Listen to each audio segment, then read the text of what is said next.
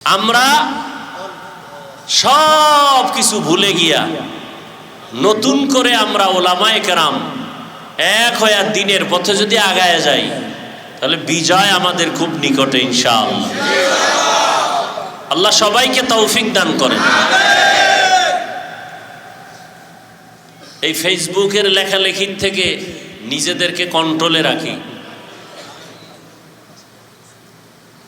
তো যে কথা বলতেছিলাম, আমাদের উলামায়ে আহলে হক ওয়ারাসাতুল আম্বিয়াদের কাছে আসার মাকসাদ একটা, আগে বুঝতে হবে কেন আসি। আপনি এখানে আসবেন আর যাইবেন আর খিচুড়ি খায় দৌড়, হ্যাঁ, কোনো ফায়দা নাই। কেন আসবো এখানে, মাকসাদ কি, এটা বুঝতে হবে। আমাদের কলবের চিকিৎসা বলবেন, এজন্য তো বহু জায়গা আছে। হ্যাঁ, সব জায়গায় যাবেন।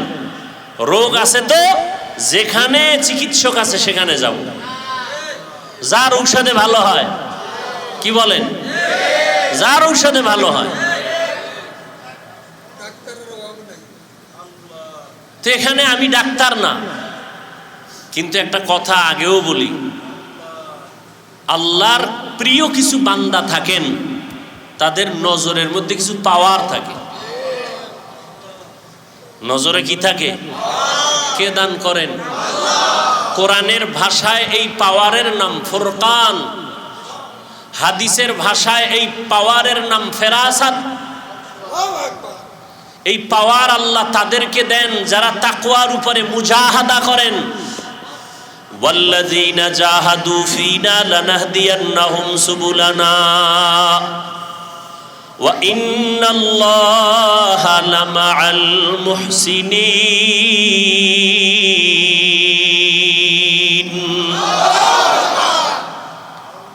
আল্লাহ কয় যারা মুজাহাদা করে আমাকে পাওয়ার জন্য। কাকে? আমরা কাকে পাইতে চাই? আল্লাহকে পাইতে চাই।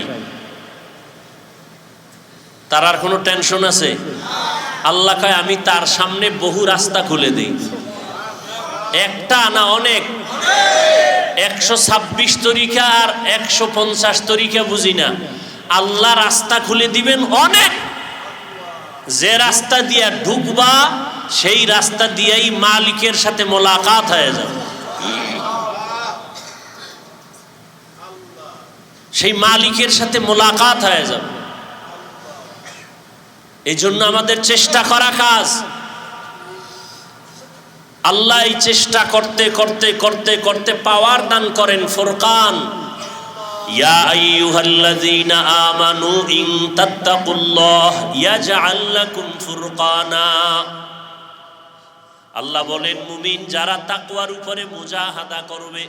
আচ্ছা, তাকওয়া তো অনেকবার আপনাদের বুঝাইছি, সংক্ষেপে তাকওয়া মানে কি না সহজে বুঝাইছি গতটার আগের ইস্তেমায়। তাকওয়া কি? গুনাহ থেকে বেঁচে থাকার নাম তাকওয়া। ইত্তাকিল মাহারিম তাকুন আবাদান নাস। রহমতের নবী বলেন, তুমি আল্লাহর নিষিদ্ধ কাজ থেকে নিজেকে বাঁচায় রাখো তো মানুষের মাঝেও তোমার সম্মান হবে, আল্লাহ মর্যাদা বাড়াবেন। খাওয়ার বেলায় সাবধান, কদম দেওয়ার বেলায় সাবধান, ঘুমানোর বেলায় সাবধান। এই আমি যে এখন ঘুমাবো, ঘুমটা আল্লাহর জন্য কিনা, ঘুমটা সওয়াব না গুনাহ। নামাজ বাদ দিয়ে ঘুমাইছেন, সওয়াব। খানার বেলায় চিন্তা করবেন খানাটা হালাল না হারাম। আল্লাহর আইনে যদি হারাম হালাল হয় খাবেন, না হয় না খায় মরবো, তারপরও হারাম খাওয়া যাবে না। গুনাহ থেকে বেঁচে থাকার নাম হলো, বলেন, গুনাহ থেকে বেঁচে থাকার নাম। আমি যে কদমটা দিতেছি, হাঁটতেছি, কোথায় যাব, আমার অন্তরের ধারণা চিন্তা কি? আমার এই নিয়তটা যদি পরিশুদ্ধ করে কদম দেই, সাথে সাথে আমার প্রত্যেকটা কদমে কদমে সওয়াব। নবী বলেন, ঘর থেকে বের হইয়া যেই উম্মত আলেমদের মোলাকাতে রওনা হয়, প্রত্যেকটা কদমে কদমে সওয়াব। আবার আল্লাহ তাআলা 70,000 রহমতের ফেরেশতা তার সাথে কাফেলা বানায় দেন। আতিনা ফি দারে দুনিয়া না হাসান আতিনা ফি দারে উকবানা হাসান ইয়া গিয়াসাল মুস্তাগীসিন আহদিনা লাফতিখারা বিল উলুমে वल गिना हर गोड़ी दे नेक तू तैयार है जो न मंगे उससे तू बेजार है ভারতবর্ষের বড় একজন কুতুবুল আলম রশিদ আহমদ গঙ্গুহি রহমাতুল্লাহ আলাইহি নাম শুনছেন না?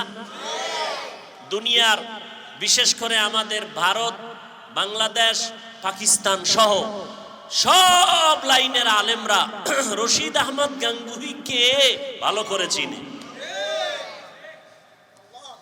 রশিদ আহমদ গঙ্গুহি রহমাতুল্লাহ আলাইহি এত বড় আলেম, এত বড় ফকিহ, তিনি একজন সাধারণ পড়ুয়া আলেম হাজী ইমদাদুল্লাহ মুহাজির মক্কির কাছে গেলেন, গিয়া হাতে হাত লাগাইছেন। কি লাগাইছেন? হাতে হাত লাগাইছেন, বাইআত নিছেন, তার সবক আদায় করেন। কেউ প্রশ্ন করেছিলেন, আপনি এত বড় আলেম, আপনি হাজী ইমদাদুল্লাহর কাছে গেলেন কেন? সে তো বড় আলেম না।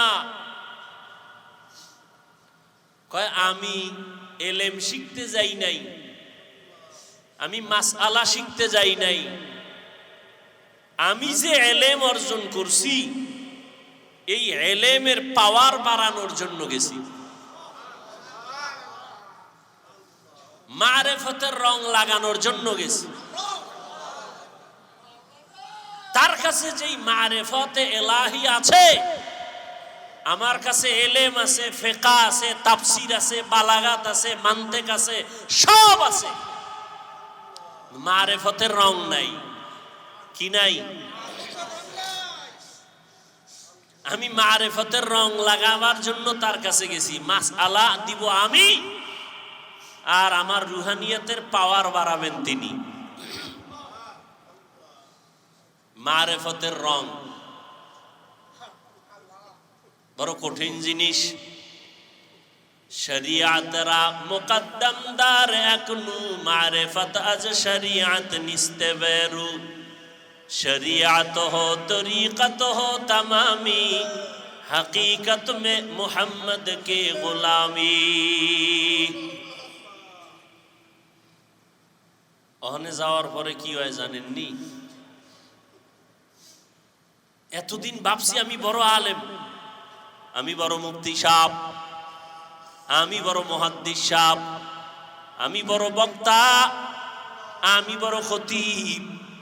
হাজী ইমদাদুল্লাহর কাছে যাওয়ার পরে এখন কয়, আমি আসলে মানুষের কাতারেই নাই, আমি কিছু না, আমার এলেমের কোনো দাম নাই, আমি মুহাদ্দিস না, আমি মুফতি না, আমি কিছুই হতে পারি নাই, আমি যত বড় আলেম হই না কেন মানুষ হতে আমি পারি নাই, আমি মানুষই হইতে পারি নাই।